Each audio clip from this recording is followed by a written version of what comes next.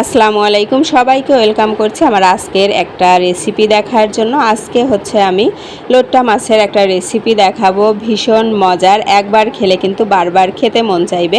লোট্টা মাছ কিনে আনার পরে কিন্তু আমি মাথা কাটা ফেলে তারপরে কিন্তু ফ্রিজে রেখে দেই।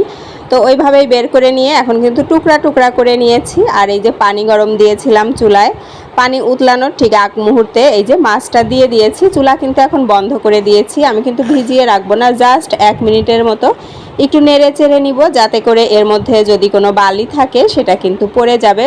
যদিও আমার এগুলা প্রিমিয়াম কোয়ালিটি, এর মধ্যে বালি নাই, তারপরেও একটু হচ্ছে গরম পানি দিয়ে ধুয়ে নিলাম। মাছটা কিন্তু গলে যায়নি, জাস্ট নরম হয়েছে। তো ধুয়ে নেওয়ার পরে প্যান বসিয়ে দিয়েছিলাম, একটু সরিষার তেল দিয়েছি, এরপরে হচ্ছে আস্ত রসুনের কোষ দিয়ে দিলাম। আর হচ্ছে পেঁয়াজ, এখানে পেঁয়াজ আমি কুচি করে কেটে নিয়েছি, চাইলে কিন্তু পেঁয়াজ একটু বড় মোটা মোটা করেও কেটে নেওয়া যায়। আর এখন দিয়ে দিব হচ্ছে কয়েকটা কাঁচামরিচ। ঝালটা আসলে যার যার টেস্টের উপর নির্ভর করে। আর হচ্ছে 2টা শুকনা মরিচ দিয়ে দিয়েছি, যে যেমনটা ঝাল খেতে পছন্দ করে। আর যা মানে কার মাছের কোয়ান্টিটির উপরেও ঝালটা হচ্ছে নির্ভর করবে। তো একটু কিন্তু আমি এটা ভেজে নিব যতক্ষণ পর্যন্ত হচ্ছে রসুনের গায়ে স্পট আসবে।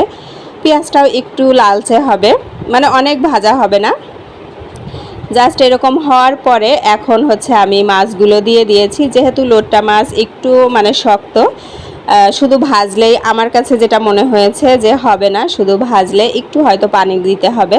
তো আমি একটু নেড়ে চেড়ে নিয়ে এরপরে কিন্তু এটা একটু পানি দিব, যাতে করে এটা ভালো মতো কুক হয়, না হলে হয়তো খেতে বেশি ভালো লাগবে না। এই যে আমি কিন্তু ভাজার পরে একটু পানি দিয়েছি, অনেক বেশি দেইনি। এটা এখন একটু মিডিয়াম আঁচে রেখে এই যে ভেজে নিয়েছি। এখনও কিন্তু একটু আবার ভালো করে ভেজে নিতে হবে, যেন রসুন পেঁয়াজের গাটা একটু ব্রাউন হয়।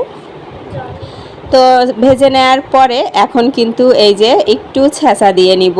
মাছ, রসুন, পেঁয়াজ আর হচ্ছে মরিচগুলো ছেঁচে নিব, একদম বেটে হচ্ছে একদম মিহি করে নিব না, এরকম ক্রাশ করা থাকবে আর কি, মোট কথা।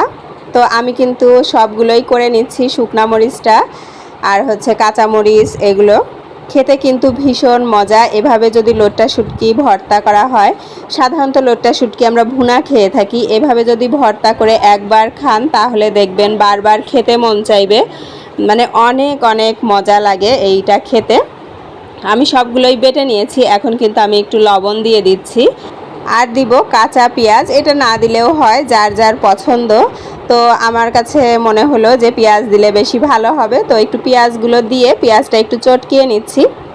এরপরে কিন্তু একটু সরিষার তেল দিয়ে নিব, এটাও না দিলেও হয়, যেহেতু সরিষার তেলেই সব কিছু ভেজেছি। তো আমি কিন্তু প্রথম পর্যায়ে তেলটা কম দিয়েছিলাম, যার জন্য আমি এখন একটু কাঁচা সরিষার তেল দিচ্ছি, এতে করে সুন্দর একটা সরিষার তেলের ফ্লেভার আসবে। তো ভর্তা করে নেয়ার পরে এখন একটু আমি গোল গোল শেপ দিয়ে নিচ্ছি। নর্মালি এভাবেও রাখা যায়, তো গোল গোল করে নিচ্ছি, একজন এক একটা লাড্ডু খাবে। এই তো আমার কিন্তু ভর্তাটা হয়ে গেল, ভীষণ মজার লোট্টা শুটকি ভর্তা। দেখে নিলেন আপনারা, রেডি হয়ে গেল আমার ভর্তা। আর আমি কিন্তু আজকের মতো এখান থেকেই বিদায় নিয়ে নিচ্ছি। সবাই ভালো থাকুন, সুস্থ থাকুন, আল্লাহ হাফেজ, আসসালামু আলাইকুম।